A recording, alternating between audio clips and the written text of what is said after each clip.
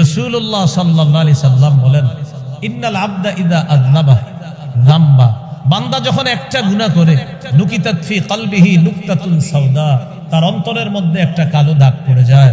যখন সে তওবা করে, ওই কালো দাগটা দূর হয়ে যায়, কলবটা স্বচ্ছ হয়ে যায়। কিন্তু সে যখন পাপটা আবার করে, কালো দাগের মাত্রাটা বেড়ে যায়। এক পর্যায়ে কালো দাগ করতে করতে তার কলবটা কালো দাগের ভিতরে পড়ে যায়। কোরআনে এটাকে বলা হয়েছে রন। সূরা মুতাফফিফিন আল্লাহ বলেন, কাল্লা বাল রানা আলা কুলুবিহিম মা কানু ইয়াকসিবুন, তাদের পাপের কারণে, গুনাহের কারণে তাদের অন্তরের উপর মরিচা পড়ে গেছে। আর ওই মরিচাওয়ালা অন্তর যাদের হবে, তাদের থেকে আল্লাহ কিয়ামতের মাঠে আড়াল হয়ে যাবে, রহমতের দৃষ্টি দিবে না। পরে পরে আছে, কাল্লা ইন্নাহুম আর রাব্বিহিম ইয়াউমা ইযিল লামাহজুবুন। তো প্রিয় ভাইরা, উত্তরণের এক নাম্বার উপায় ঈমানি শক্তি অর্জন করা। ঈমানি শক্তি কমে কেন? নাফরমানির কারণে। তাহলে এবার প্রশ্ন, হুজুর ঈমানি শক্তি বাড়বে কিভাবে? উত্তর সোজা, নাফরমানি ছাড়লে ঈমানি শক্তি বাড়বে। বলেন ঈমানি শক্তি কমে কেন? বলেন নাফরমানি করলে। কমে কেন? এখন আপনারা বলেন বাড়বে কিভাবে? নাফরমানি ছাড়লে। বলেন ঈমানি শক্তি কমে কেন? নাফরমানি করলে। ঈমানি শক্তি বাড়বে কিভাবে? নাফরমানি। আল্লাহ নাফরমানি থেকে হেফাজত করবে। ঈমানি শক্তি বাড়ার কিছু উপায় জেনে নি, আমলি উপায়। এক নাম্বার, কোরআন তেলাওয়াত করলে ঈমান বাড়ে। কি করলে ঈমান বাড়ে? সূরা আনফালের 2 নম্বর আয়াতে আছে, ওয়া ইযা তুলিয়াত আলাইহিম আয়াতুহু যাদাতহুম ঈমানা। মুমিন তারা যাদের সামনে কোরআন তেলাওয়াত করা হলে তাদের ঈমান বেড়ে যায়। এই কোরআনের তেলাওয়াত তাদের ঈমান বাড়ায় দেয়, কোরআন তাদের ঈমান বাড়ায়। তাহলে কোরআন তেলাওয়াত ঈমান বাড়ায়। পড়বেন নি ইনশাআল্লাহ? আমরা শুধু রমজানে কোরআন পড়ি, 1 খতম 2 3 4 খতম পড়ে ইমাম সাহেবের কাছে চিঠি লিখে 27শে রমজান, হুজুর দাদার জন্য 1 খতম, দাদির জন্য 1 খতম, নানা নানির জন্য 1 খতম। খতমটা বক্সায়া দিয়ে 27শে রমজানে হুজুরে লেখে। বক্সানো মানে পৌঁছানো। আচ্ছা, আপনার পৌঁছানোর আগে এটা কোথায় ছিল? আকাশে বাতাসে ঘুরতেছিল নাকি? আপনারা বলেন, আমারে যদি বুঝাই দিতে পারেন আমিও লিখবো বক্সানোর কথা। এই যে লেখে বক্সায়া দিয়ে, তো আগে কই ছিল? ঠিক আছে আপনার কথা, বক্সানো তো আগে কিনা ঘুরতেছিল দুনিয়াতে। এতটুকু লিখতে পারেন, হুজুর 3 4 খতম কোরআন পড়ছি, আমিও আল্লাহর কাছে মাপ চাইছি, নিশ্চিত মানুষ হিসেবে ভুল হয়ে গেছে। আপনি একটু আল্লাহরে বললেন, আমার ভুল ত্রুটি হয়ে থাকলে আল্লাহ যেন মাফ করে দেয়, এটা বললাম। বক্সানোর কথা কেন বলেন? আপনি যখন যে নিয়তে পড়তেছেন, আল্লাহ তো সেই নিয়ত পুরা করতেছে। হাদিসে আসছে, রাসূল সাল্লাল্লাহু আলাইহি সাল্লাম বলেন, ইকরাইল কুরআনা ফি 40, 40 দিনে অন্তত 1 খতম কোরআন পড়ো। পারলে 3 দিনে 1 খতম, না হয় 7 দিনে 1 পারা করলে, পড়লে 30 দিনে 1 খতম। আর যদি এটা না পারেন, নবী বলেন অন্তত 40 দিনে 1 খতম কোরআন পড়া। প্রতিটা মুসলমানের জন্য 40 দিনে 1 খতম কোরআন পড়া মুস্তাহাব। কিন্তু অনেক মুসলমান পাবেন 40 বছরেও 1 খতম কোরআন পড়ে না। 40 দিনে 1 খতম কোরআন পড়া এটা উচিত মুসলমানের জন্য। এই যে একটা ছেলে খুতবা দিছে আজকে আরবিতে, প্রথম খুতবায় হাদিস পড়েছে, বুখারীর হাদিস, খায়রুকুম মান তাআল্লামাল কুরআনা ওয়া আল্লামা। তোমাদের মধ্যে সর্বোত্তম ওই ব্যক্তি যে কোরআন শিখে অন্যকে শিখায়।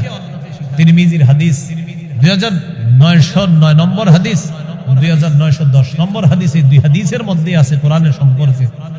রাসূলুল্লাহ সাল্লাল্লাহু আলাইহি সাল্লাম বলেন, মান ক্বারাআ হারফাম মিন কিতাবিল্লাহ ফালাহু বিহি হাসানা ওয়াল হাসানাতু বিআশরি আমসালিহা। কোরআনের একটি অক্ষর যে পড়লো, তাকে সাথে সাথে 10টি নেকি দেওয়া হবে। আল্লাহুম্মা সাল্লি আলা মুহাম্মাদিন ওয়া আলা আলি মুহাম্মাদ কামা সাল্লাইতা আলা ইব্রাহিম ওয়া আলা আলি ইব্রাহিম ইন্নাকা হামিদুম মাজিদ। আল্লাহুম্মা বারিক আলা মুহাম্মাদিন ওয়া আলা আলি মুহাম্মাদ কামা বারাকতা আলা ইব্রাহিম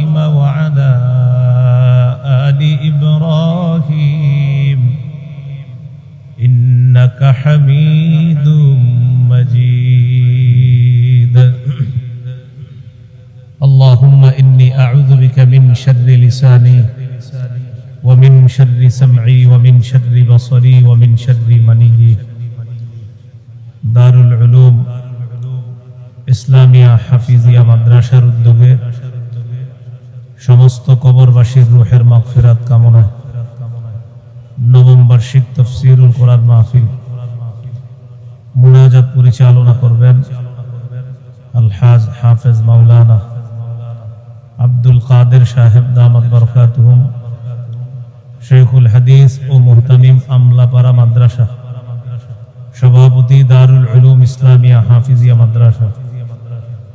আলোচনা করেছেন মাওলানা আমানুল্লাহ সিদ্দিকী বাঘুরি হুজুর, সোনারগাঁও, নারায়ণগঞ্জ।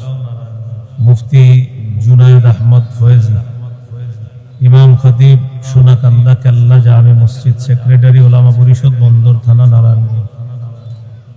মাওলানা মুফতি হাবিবুল্লাহ সালেহী, ইমাম ও খতিব আলীনগর বড় জামে মসজিদ। প্রধান অতিথি জনাব মাসুদুজ্জামান মাসুদ, ব্যবস্থাপনা পরিচালক মডেল গ্রুপ। সভাপতি জনাব মোহাম্মদ মেহেদী হাসান, সাধারণ সম্পাদক কলাগাছিয়া কেন্দ্রীয় জামে মসজিদ, সাধারণ সম্পাদক মোহনপুর জান্নাতুল বাকি কবরস্থান কলাগাছিয়া। নিবেদক আব্দুল জব্বার অনিক, সাধারণ সম্পাদক দারুল উলুম ইসলামিয়া হাফিজিয়া মাদ্রাসা। উপস্থিত হযরত উলামায়ে কেরাম, মুসলমান ভাইরা, আল্লাহ তাআলা দরবারে শুকরিয়া আদায় করছি, আল্লাহ আমাদেরকে এই মাহফিলে উপস্থিত হওয়ার তৌফিক দান করেছেন, বলি আলহামদুলিল্লাহ।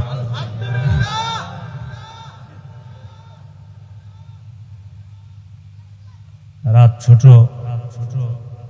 এই জন্য সময়ের প্রতি খেয়াল রাখা এটা আমাদের দায়িত্ব, কর্তব্য। আমার আলোচনা করার কথা ছিল 10টায়, আপনাদের জন্য বুঝতে ভুল না হয় জন্য বলা। আমি 9টা 25 এলাকায় এসেছি। আপনাদের এখানের আলোচনা 9টা 25 থেকে এই পর্যন্ত আমি এখানেই সবকিছু শুনতেছি। সেই হিসাবে আমি আমার অবস্থান পরিষ্কার করলাম। আমি কিন্তু আপনাদের এই মাহফিলের পাশেই 9টা 25 থেকে, কারণ 10টায় আমাকে আলোচনা দেওয়ার কথা। পরবর্তীতে যেন আমাকে নিয়ে কথা না হয়, জন্য আমি আমার অবস্থান পরিষ্কার করলাম। আল্লাহ আমাদেরকে সময়ের প্রতি গুরুত্ব দেওয়ার তৌফিক দান করেন। সময় আল্লাহর কাছে দামি, এই জন্য কোরআনে সময়ের শপথ করছে আল্লাহ, ওয়াল আসর, সময়ের শপথ। সময়ের গুরুত্ব এত বেশি, এই জন্য সময় মতো নামাজ পড়া এটা আল্লাহর কাছে সবচেয়ে পছন্দনীয় ইবাদতের একটা। পবিত্র কোরআনে আছে সূরা নিসা, ইন্নাস সালাতা কানাত আলাল মুমিনিনা কিতাবাম মাওকুতা। সময় মতো নামাজ পড়া মুমিনদের উপর ফরজ।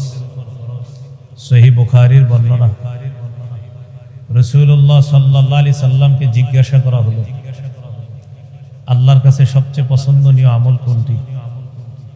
নবীজি অনেকগুলো আমলের কথা বললেন, এর মধ্যে একটা বললেন আস-সালাতু আলা ওয়াক্তিহা, সময় মতো নামাজ পড়া।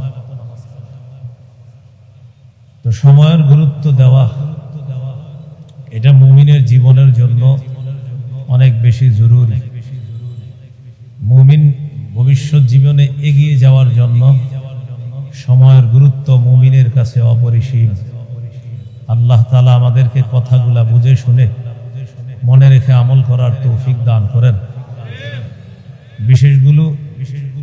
বিশেষভাবে ওই মানুষগুলার বিষয়গুলো আমরা খুব মাথায় রাখবো, যারা সময় মেপে মেপে চলে, যারা একদম প্রতিটা মুহূর্ত একদম মেপে মেপে চলে, তাদের বিষয়গুলো আমরা মাথায় রাখবো। ওই মানুষগুলার একটা মুহূর্ত যেন আমরা আমাদের অবহেলায় নষ্ট না করি। আল্লাহ কথাগুলো মনে রাখার তৌফিক দান করেন। আমি আপনাদের সামনে সূরা বাকারার 208 নম্বর আয়াতে কারিমা তেলাওয়াত করেছি। এই আয়াত যে বিষয়বস্তু, সেই বিষয়বস্তু নিয়ে কথা বলার আগে আজকের আলোচনার শিরোনামটা আমরা প্রথমে জেনে নেই, নির্ধারণ করে নেই। বর্তমান পৃথিবীতে আমরা যারা মুসলমান, সবার একই কথা, আমাদের অবস্থা এমন বিপর্যয় কেন? আমাদের দেশে 90% বেশি মুসলমান, এখানেও একই কথা, যে এত মুসলমান থাকার পরেও আমাদের দেশের সংসদ, আইন ব্যবস্থা, বিচার ব্যবস্থা, পার্লামেন্ট কেন কোরআন সুন্নাহ অনুযায়ী হয় না, অথচ আমাদের বেশিরভাগ মুসলমান। অথচ এই মুসলমান 800 বছর স্পেন শাসন করেছে। এই মুসলমান ফিলিস্তিন শাসন করেছে প্রায় 700 বছরের বেশি। এই মুসলমান ভারত উপমহাদেশ শাসন করেছে প্রায় 400 বছর। এখন এই অবস্থা কেন? মাহফিলও বাড়ছে, ধর্মীয় আলোচনাও বাড়ছে, সবই ঠিক আছে, বিপর্যয় কেন? এর একটা কারণ হলো, এক কবি বলেছেন, তারজুন নাজাত ওয়ালাম তাসলুক মাসালিকাহা, তুমি মুক্তি কামনা করো কিন্তু মুক্তির পথে চলছো না। আবার বলছি, তারজুন নাজাত ওয়ালাম তাসলুক মাসালিকাহা, তুমি মুক্তি কামনা করছো কিন্তু মুক্তির পথে চলছো না।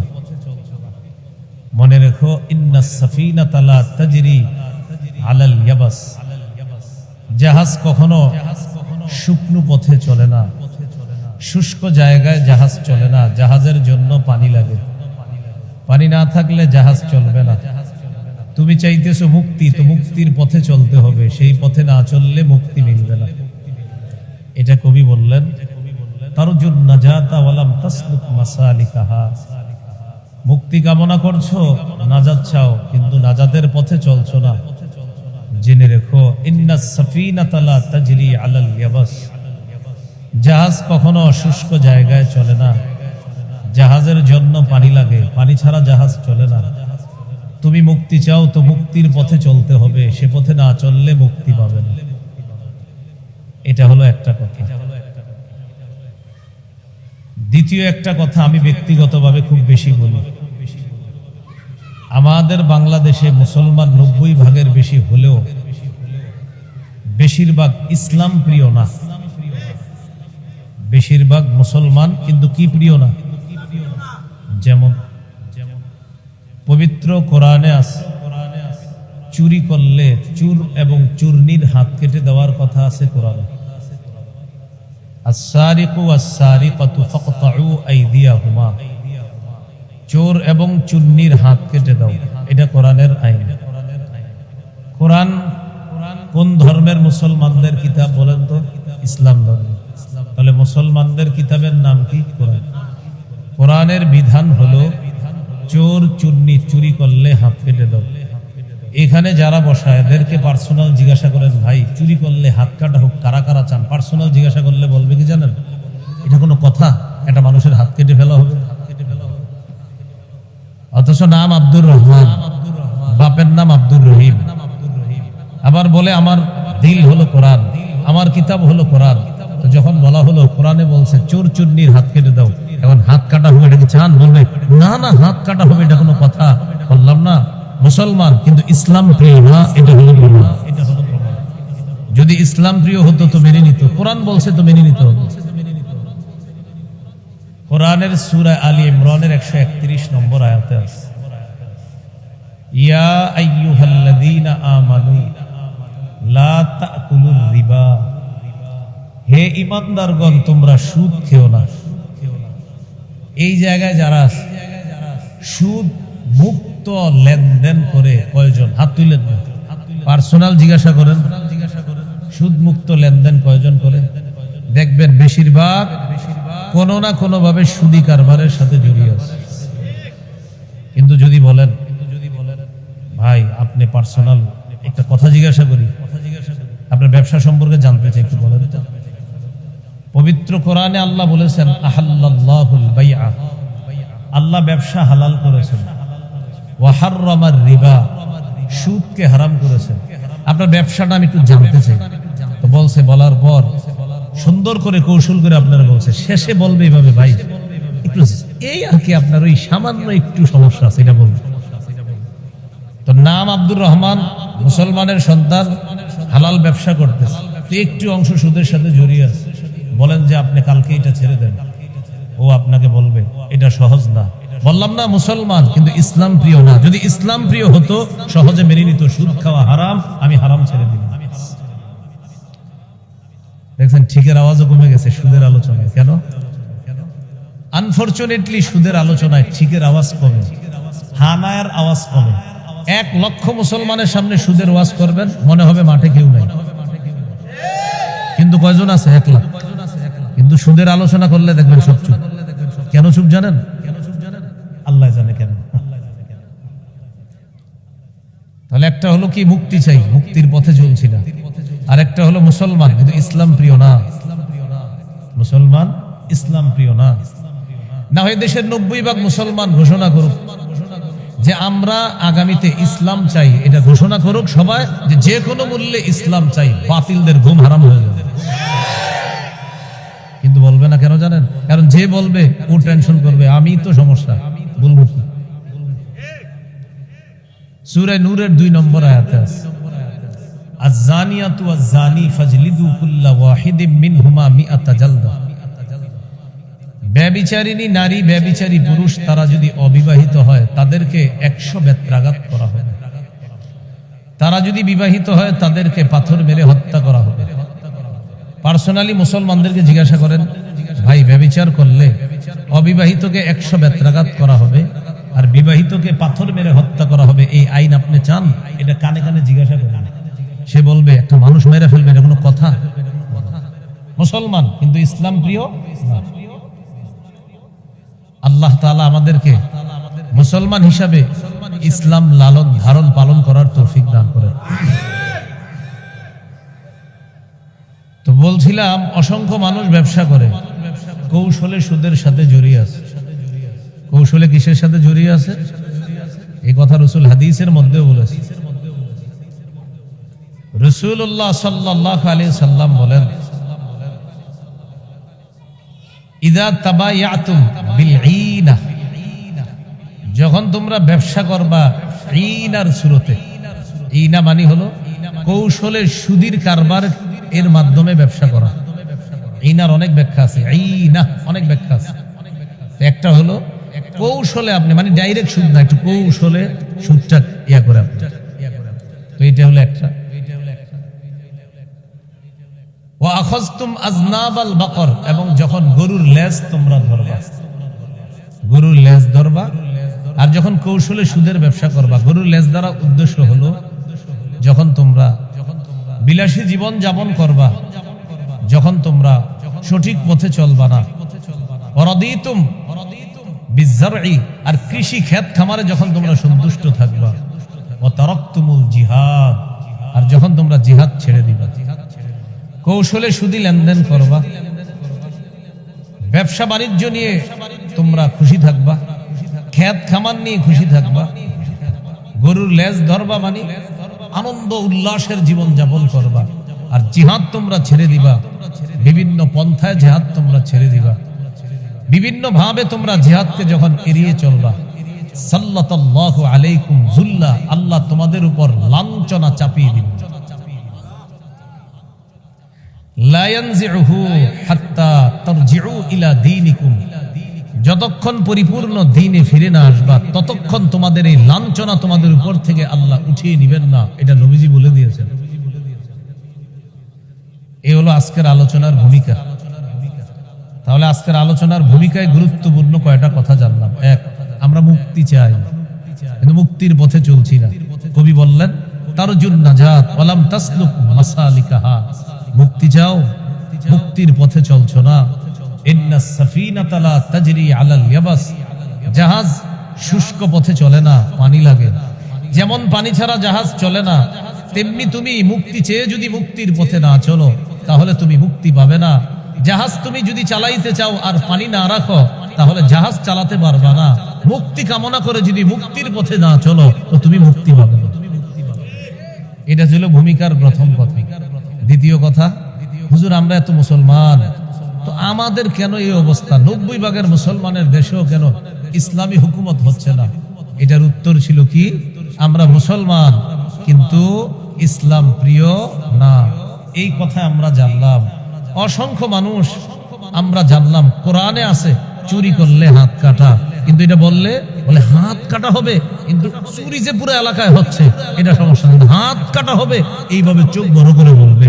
জিনা করলে 100 বেত্রাঘাত করা অথবা পাথর মেরে হত্যা করা যদি ব্যবহৃত হয়, বলবে একটা মানুষ হত্যা করা হবে, অথচ এক মানুষ হত্যা করলে হাজারো ধর্ষক ভালো হয়ে যাবে, এটা বুঝে না। ধর্ষণ 1000 হোক, কিন্তু একটা মানুষকে জিনার অপরাধে হত্যা করা হবে, এটা অসংখ্য মুসলমান হওয়ার পরেও এটা চায় না, মানে ইসলাম প্রিয় না। তো সুদি কারবার করে, এগুলা করে, ইসলাম প্রিয় না। এইখানে আমরা যারা ঠিক বলতেছি, কালকে নারায়ণগঞ্জের কোন আলেম বলুক ভাই ফিলিস্তিনে সরকারিভাবে জিহাদের জন্য অনুমতি দিছে, তখন এই জায়গার যারা আছে এরা প্রত্যেকে বলবে থাক, অমুকে যেহেতু যাবে আমি না গেলেও চলবে। আল্লাহ আমাদেরকে বুঝার তৌফিক দান করেন। চলেন মূল কথায় চলে যাই। আমরা আমাদের বিপর্যয় থেকে উত্তরণের কি উপায়? আপনাদের সামনে মৌলিক 17টা উপায় আমি বলবো ইনশাআল্লাহ, এরপরে আলোচনাটা শেষ হয়ে যাবে। বিপর্যয়ের মধ্যে বিপর্যয় থেকে উত্তরণের কয়টি উপায় জানবো আমরা আজকে? 17। 1 নম্বর উপায়, ঈমানী শক্তি অর্জন করা। এটার উপর প্রশ্ন এসে যায়, তাহলে কি হুজুর আমাদের ঈমান দুর্বল? নিঃসন্দেহে দুর্বল। প্রশ্ন এসে যায় ঈমান কেন দুর্বল হয়? উত্তর হলো নাফরমানির কারণে। আমরা কি নাফরমানি করি? অসংখ্য মানুষের পকেটে নাফরমানি থাকে, পরিমাণই থাকে, সাথে সাথে নাফরমানি থাকে, মন চাইলেই নাফরমানি করি, গুনাহ করি। গুনাহ কাকে বলে? গুনাহ মৌলিক ভাবে 2 প্রকার। 1 নম্বর তারকুল মা'মুর, আল্লাহর আদেশকৃত বিষয়গুলা ছেড়ে দেওয়া গুনাহ। 2 নম্বর ফি'লুল মাহজুর, নিষিদ্ধ বিষয়গুলা করা গুনাহ। আমি আবার বলছি, পালনীয় বিষয়গুলা ছাড়া গুনাহ, করণীয় বিষয়গুলা, আপনার যেই বিষয়গুলা করবেন এগুলা ছেড়ে দেওয়া গুনাহ, আর যেই বিষয়গুলা বর্জনীয় এগুলা করা গুনাহ। তাহলে করণীয় বিষয়গুলা ছাড়া গুনাহ, বর্জনীয় বিষয়গুলা করা গুনাহ। এই হলো গুনাহ মৌলিক ভাবে 2 প্রকার। এর মধ্যে দ্বিতীয় প্রকার হলো নিষিদ্ধ গুনাহ। এগুলা আবার মৌলিক ভাবে 4 প্রকার। 1 নাম্বার, আল্লাহর সাথে সম্পর্কিত বিষয় মাখলুকের মধ্যে আনা পাপ, নিষিদ্ধ। যেমন রুবুবিয়্যত বা লালন পালন করার সিফাত আল্লাহর। কোন মানুষ যদি বলে আনা রব্বুকুমুল আলা, আমি তোমাদের বড় খোদা, সম্মানিত খোদা, নাউজুবিল্লাহ, যেটা ফেরাউন বলেছে, এটা পাপ, এটা নিষিদ্ধ। অহংকার বা বরত্ব আল্লাহর চাদর। আল্লাহ বলেন আল কিবরিয়া ও রিদাই, বরত্ব আমার চাদর, এটা নিয়ে টানাটানি করবা না। বলেন মানুষ অহংকার করে কিনা? অহংকার করা এটা মানুষের জন্য পাপ। বরত্ব এটা আল্লাহর সিফাত, আল্লাহর চাদর, এটা মানুষ টানাটানি করা পাপ, এটা নিষিদ্ধ। 2 নম্বর আয-যুনুবুশ শাইতানিয়া, ইবলিসের সাথে সম্পর্কিত পাপ, এটা মানুষের মধ্যে আনা পাপ। যেমন হাসাদ বা হিংসা করা। রাসূলুল্লাহ সাল্লাল্লাহু আলাইহি ওয়াসাল্লাম বলেন ইয়াকুম ওয়াল হাসাদ, তোমরা হিংসা থেকে বাঁচো। ফাইন্নাল হাসাদা ইয়াকুলুল হাসানাত কামা তাকুলুন নারুল হাতাব, হিংসা এমন একটা পাপ, আগুন যেমন কাঠকে জ্বালিয়ে পুড়িয়ে শেষ করে দেয়, হিংসা নেক আমলকে ভস্ম করে দেয়, নেক আমলকে খেয়ে ফেলে। 3 নাম্বার নিষিদ্ধ পাপ আয-যুনুবুস সাবঈয়া, জুলুম করা, নির্যাতন করা, এটা পাপ, এটা অন্যায়। আপনি কাউকে অন্যায়ভাবে জেনে শুনে একটা জাল নোট দিয়ে দেওয়া, এটা জুলুম। বিক্রেতা ক্রেতাকে জেনে শুনে 1 কেজি আপেলের জায়গায় 1টা আপেল কম দেওয়া, এটা জুলুম। চাঁদাবাজি করা জুলুম, দখলদারি করা জুলুম। নিশ্চিত আরেকজনের জমি তার নামে রেজিস্ট্রেশন আছে, এলাকাবাসীও সাক্ষী দেয়, তার জমি জোর দখল করে আপনি এটাকে ভোগ করা আর 36 বার হজ করা, এটাও জুলুম। জুলুম, এটা নিষিদ্ধ পাপ। 4 নাম্বার আয-যুনুবুল বাহিমিয়া, পশু সুলভ পাপ। কুকুর একটা কাজ রাস্তাঘাটে করে, এটা মানুষ করলে এটার নাম হয় জিনা, এটা মানুষের জন্য পাপ। কিছু পশু আছে যেটা পশুর জন্য পাপ না, কিন্তু মানুষের জন্য পাপ।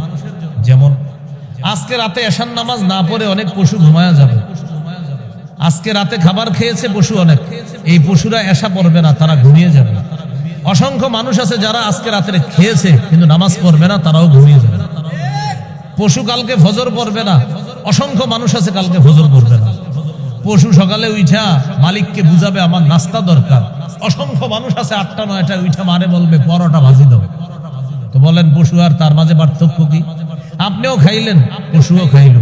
আপনি এসা বললেন না, পশুও পড়লো না। আপনি ফজর বললেন না, পশুও ফজর বললো না। আপনি সকালে নাস্তা করলেন, পশুও নাস্তা করলো। আপনার আর ওই পশুর মাঝে কোথায় পার্থক্য হলো? এই জন্য আল্লাহ বলেছেন উলাইকা কাল আনআম, এরা চতুষ্পদ জন্তুর মতো। বালহুম আদল, বড় এর চেয়ে আরো নিকৃষ্ট। কারণ চতুষ্পদ জন্তু, ওর তো কোনো বিচার হবে না। মানুষ যে ও তো পাপের কারণে ধরা খেয়ে যাবে, ঠিকানা হবে জাহান্নাম। তাহলে এবার প্রত্যেকে মিলান, আমি রাতে খাই, আচ্ছা পশুও খায়। আমি এসা বললাম না, পশু এসা বলল না। আমি ফজর পড়ি নাই, পশুও ফজর বলল না। আমি রাতে ঘুমাইলাম, পশুও ঘুমাইল। পশু সকালে উঠা নাস্তা করলো, আমিও নাস্তা করলাম। নিজেকে জিজ্ঞাসা করেন তো আমার আর পশুর মাঝে পার্থক্য হলো কোথায়? পার্থক্যটা তো এটাই, আমি রবের ইবাদত করব, এশা পড়ব, ফজর পড়ব, জোহর আসর মাগরিব পড়ব, পশু পড়বে না। এজন্য পশু আর আমি মানুষ, আমি আশরাফুল মাখলুক। নিষিদ্ধ পাপ কয় প্রকার? 4 প্রকার। প্রথমে পাপ 2 প্রকার, একটা হলো পালনীয় গুলা না করা পাপ, 2 নাম্বার বর্জনীয় গুলা করা পাপ। এই বর্জনীয় পাপ মৌলিক ভাবে 4 প্রকার। চতুর্থ নাম্বার হলো পশু সুলভ আচরণ মানুষের মধ্যে আনা। আল্লাহ আমাদেরকে সব পাপ থেকে হেফাজত করে। বড় ছোট হিসাবে পাপ 2 প্রকার, একটা কবিরা গুনাহ আর একটা সগীরা গুনাহ। সূরা নিসার 31 নম্বর আয়াতে আল্লাহ বলেন ইন তাজতানিবু কাবাইরা মা তুনহাউনা আন, যদি তোমরা কবিরা গুনাহ থেকে বাঁচো, নুকাফির আনকুম সাইয়্যাতিকুম, আমি তোমাদের সগীরা গুনাহ মাফ করে দেব। ওয়া নুদখিলকুম মুদখালান কারীমা, মৃত্যুর পর সম্মানের জায়গা জান্নাতে তোমাদেরকে প্রবেশ করাবে। আল্লাহ আমাদেরকে সগীরা কবিরা গুনাহ থেকে বাঁচার তৌফিক দান করুন। চলেন মূল আলোচনায় চলে আসি। আমাদের বর্তমান বিপর্যয় থেকে উত্তরণের কয়টি উপায় জানবো আজকে আমরা। 1 নাম্বার উপায়, ঈমানী শক্তি অর্জন করা। ঈমানী শক্তি আমাদের কমে গেছে। ঈমানী শক্তি কিভাবে কমে? নাফরমানির কারণে। নাফরমানি যত বেশি হবে, কলবের মধ্যে কালো দাগ পড়ে যায়, আর কলবের মধ্যে থাকে ঈমান। ওই কালো দাগওয়ালা কলবের মধ্যে যদি ঈমান থাকে, এটা দুর্বল হয়ে যায়। এই জন্য ইমাম বুখারীর মধ্যে শিরোনাম আনছেন আল ঈমানু ইয়াজিদু ওয়া ইয়ানকুস, ঈমান বাড়ে, ঈমান কমে। ঈমান থাকার জায়গা হলো কলব। 26 নম্বর পারা 16 নম্বর পৃষ্ঠা আছে ওয়ালাম্মা ইয়াদখুলুল ঈমানু ফি কুলুবিকুম ক্বালাতিল আ'রাবু আমান্না। গ্রাম্যবাসী বেদুইনরা বলে আমরা ঈমান আনলাম। গ্রাম্যবাসী যারা, তারা বলে আমরা ঈমান আনলাম। ক্বালাতিল আ'রাবু আমান্না, তারা বলে আমরা ঈমান আনলাম। শেষের দিকে আল্লাহ বলেন ওয়ালাম্মা ইয়াদখুলুল ঈমানু ফি কুলুবিকুম, অথচ তোমাদের অন্তরে এখনো ঈমান প্রবেশ করেনি।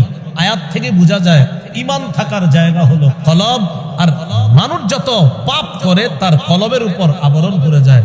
বলেন ঈমান থাকার জায়গা কোথায়? পাপ করলে কোথায় আবরণ পড়ে? কলবের মধ্যে। তো যত আবরণ পড়বে ঈমান তত দুর্বল হয়ে যাবে। আল্লাহ হেফাজত করুন।